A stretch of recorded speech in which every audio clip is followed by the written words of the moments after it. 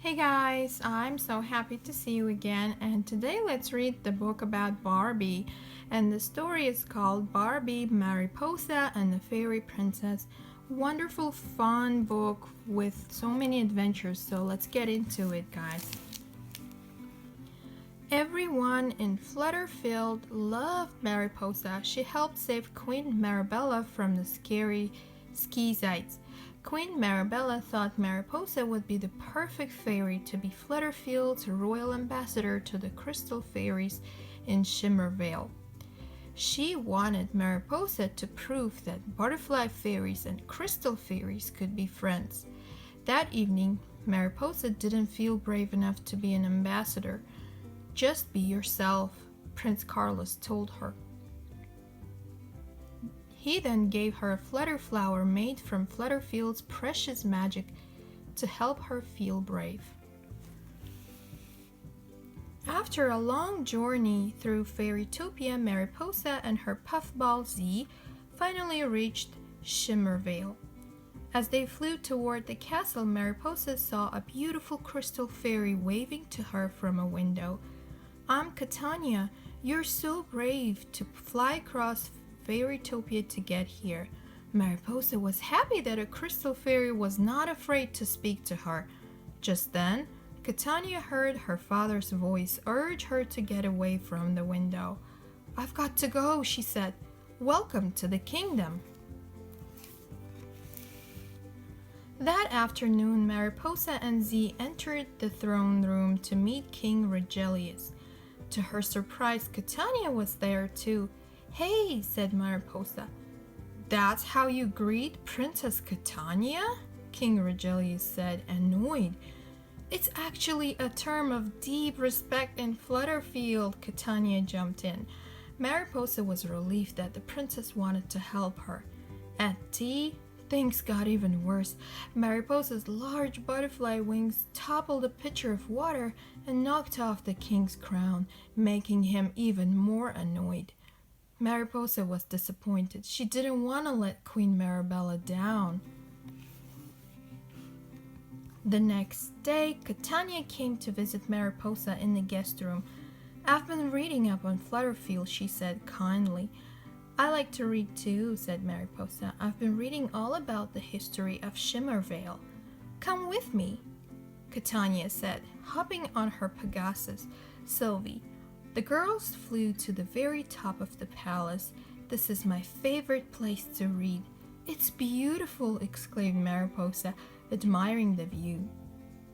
"I'll show you more," said Catania as she got back to Aunt Sylvie. The two friends flew off to Glow Waterfalls, where they laughed and talked while skipping rainbow rocks. Soon, Catania felt comfortable telling Mariposa why she didn't use her wings to fly anymore.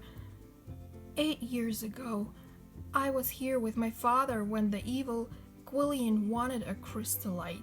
My father refused to give her one, so she froze him with her evil magic stick. I was watching from the top of the falls and flew down to help my father, but the Gwillian froze me in the air and I crashed down to the ground. I haven't flown since.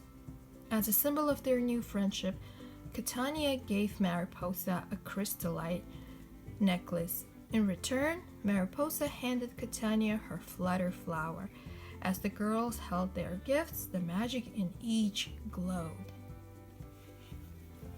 Later at the ball, Mariposa noticed that Catania looked sad watching the other fairies dance on air. She asked Sylvie to take them down to the floor. "Let's dance here," said Mariposa. They were having so much fun that other crystal fairies flew down to join them. Suddenly, Mariposa's crystallite necklace slipped into view for all to see. Panicked, the crystal fairies accused Mariposa of stealing a crystallite, but when Catania tried to explain to her father that she gave Mariposa the crystallite at Glow Waterfalls earlier that day as a gift, he got even more furious that Catania had gone to the falls. Believing Mariposa was a bad influence on Catania, King Regilius demanded that Mariposa leave Shimmervale immediately.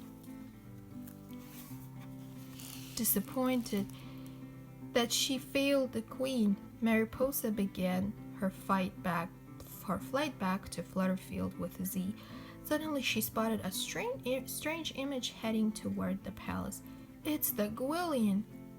We've got to help the crystal fairies, she said. By the time Mariposa reached the palace, the Gwillion's green magic had already frozen everyone in the ballroom, and it was quickly swirling upward. Luckily, Catania was still safe in her favorite spot at the top of the palace. If she turns all the crystallites to rock, Shimmervale will freeze, exclaimed Catania. If she turns the Heartstone, we can't relight the other crystallites. Careful to avoid the green magic, Mariposa and Z flew toward the Heartstone to save it from the Gwillion. In the struggle to break the Gwillion stuffed so that her spell would break, the Gwillion blasted Mariposa with her green magic, freezing her. The light from the Heartstone became darker. From the ground, Catania mustered up courage to fly high above the spire and down toward the Gwillion, knocking her off the spire. As the evil Gwillion fell, the staff split in two. Suddenly, the green magic disappeared and Mariposa was free. You did it! Exclaimed Mariposa to Catania. But when the girls saw the darkened Heartstone, they realized they hadn't saved it in time. Mariposa noticed something glowing in Catania's pocket. The flutter flower! She told Catania to hold the flower up to the Heartstone. Within moments, the Heartstone flickered and soon the enormous crystal was glowing with colorful energy. Through the exchange of the girls' friendship, Shimmervale was lit and shimmering once again. Back in Flutterfield, Queen Marabella welcomed King Regelius and Catania to a grand ball at her palace where the king gave Queen Marabella a crystallite as an offering of peace and goodwill. In the ballroom, Prince Carlos and Mariposa were dancing as they flew. I'm impressed by everything you did, he said adoringly. Just then, the band burst into an upbeat song and the couple flew over to Catania, who smiled as she danced on air using her newfound wings. The girls were happy to have become friends, but they were even happier that they proved that butterfly fairies and crystal fairies could be friends. The end. I really love this story, guys, and I hope you enjoyed listening to the story too. And I'll see you again with another book. Thanks again for watching. Bye for now.